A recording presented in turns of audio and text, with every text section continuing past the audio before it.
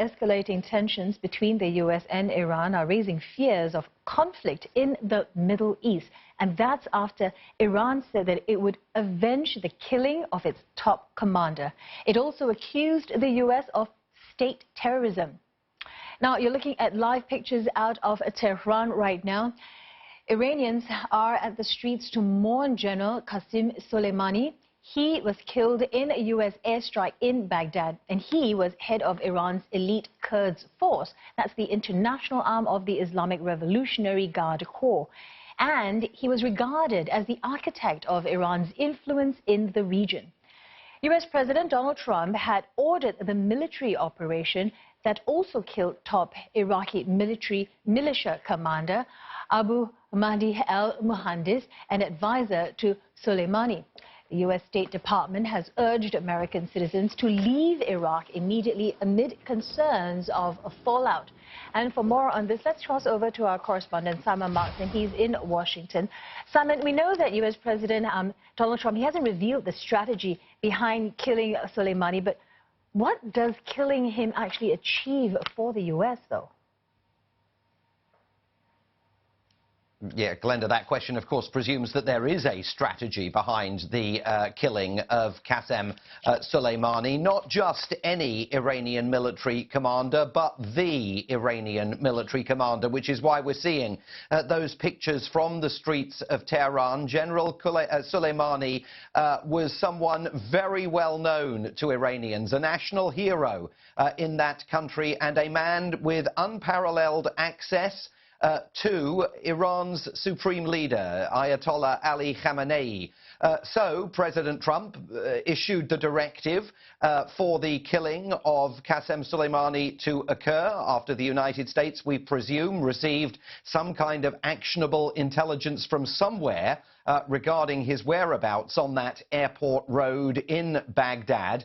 General Soleimani has long been wanted by the United States, long branded as a murderous agent of terror by successive American governments. Sanctions have been in place against him since 2005. So he's long been on America's wanted list, but the implications and the repercussions of his killing in this way by an administration that really has not yet demonstrated that it has a coherent strategy with regards to Iran, Iraq and the region, that is raising massive questions here. There are political questions for President Trump as well, because he carried out this order without any authorization from Congress. There are no UN Security Council resolutions backing all of this. The questions here for President Trump, who remains, of course, under that cloud of the impeachment trial that is due to get underway at some point this year in the Senate, the questions about all of this are now beginning to mount up.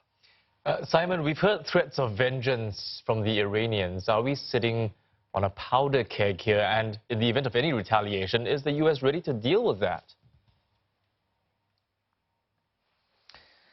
Look, the vast majority of analysts here in Washington firmly believe that this is a powder keg, and that when the Iranians threaten retaliation for the killing of someone as prominent within the Iranian command structure as Qasem Soleimani, they mean it. And by reprisals, they don't just mean targeting American diplomats and service personnel in Iraq, who now the State Department is telling to get out of the country and out of Baghdad, but Iran, with its track record of terrorism, with its track record of going after civilian targets, not just in the Middle East, but in Europe as well, the grave fear here is that this is now going to be open season, especially given that President Trump withdrew the United States from the Iran nuclear deal, giving Iran no real reason to feel in any way constrained by commitments that it signed under that nuclear agreement. As to whether this Trump administration is ready for what is going to come, The fear here among foreign policy analysts in Washington is that you've got a State Department that has been largely hollowed out of expertise, led by Secretary of State Mike Pompeo, a man who has not really slayed Washington with his foreign policy intellect. You've got a new and untested National Security Advisor, Robert O'Brien, a new Defense Secretary holding on with his fingernails to the revolving door at the Pentagon, which under Donald Trump's presidency has spun faster than ever before. Where is the expertise within this administration to guide a president through what could be, over the next few months, an extremely complex series of events as the Iranians begin to retaliate for what took place last night in Baghdad? All right, Simon, thanks for that perspective. Simon Marks there speaking to us live from Washington, D.C. Meanwhile, our correspondent in Tehran, Omid Kazai, joins us live now for the latest from Iran.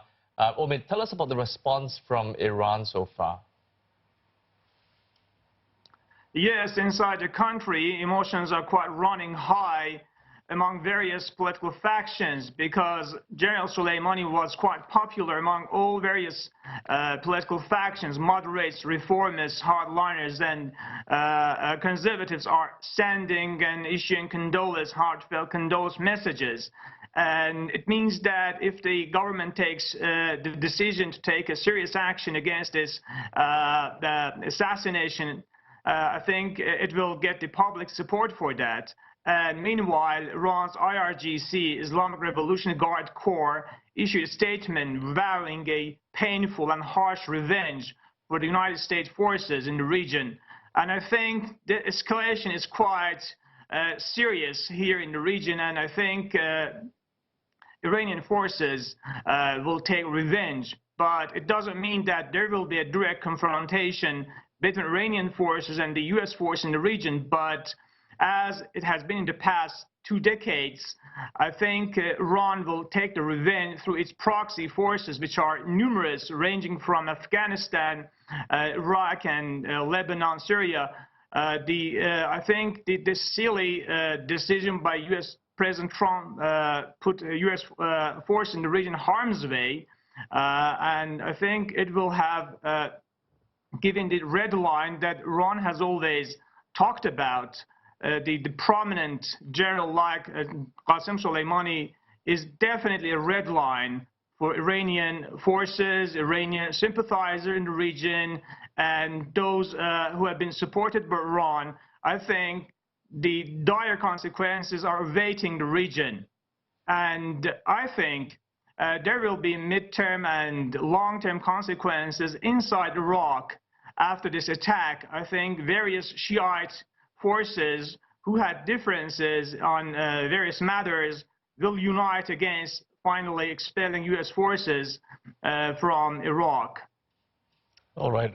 Omid, thanks very much for that update. Omid Kazani there, live from Tehran.